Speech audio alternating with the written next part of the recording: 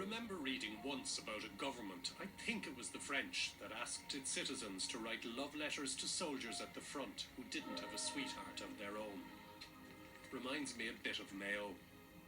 Poor boys barely past childhood about to be fed into the mechanical mincer of the industrial age battlefield, and all that could be done was send them a lavender-scented page to take their minds off the lead and gunpowder. Think of the glory, lads. Think of the romance. Well, that clumsy if well-meaning propaganda won't wash anymore with the green and red. Today is the last chance. But what joy is any chance that appeared to be gone forever? From nowhere, they can wipe out pain and history and conquer the holy ground.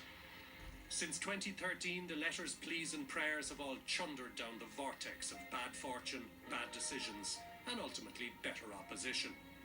Also, like the poor fellas who had to lie that they were older to make the army ranks, some of the Mayo lads would now be forgiven for trying to add a few years to their age to try and get themselves ruled out of conscription into this army of pain and punishment.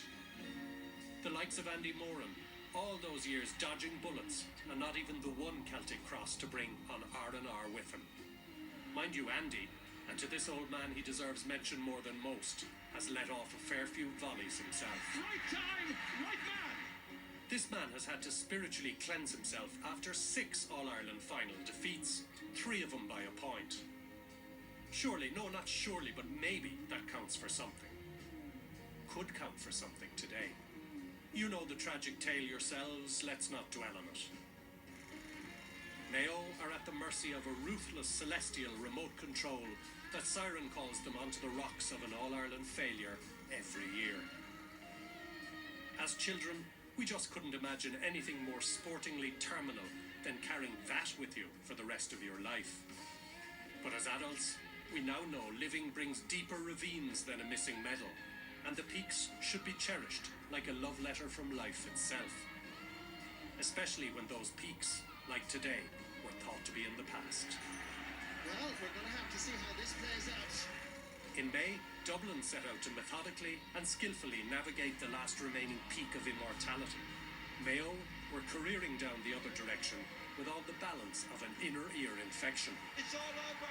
The Super H has ended in Mayo's favour amid great drama. But today, they meet not at the slaty, blood-stained Croagh-Patrick foothills, but on the smoothly level back garden of the boys in blue. One of the greatest about to become the greatest, or one of the most tragic about to erect a new monument. What a game of Gaelic football. I'd say this could be a classic. It's written all over it.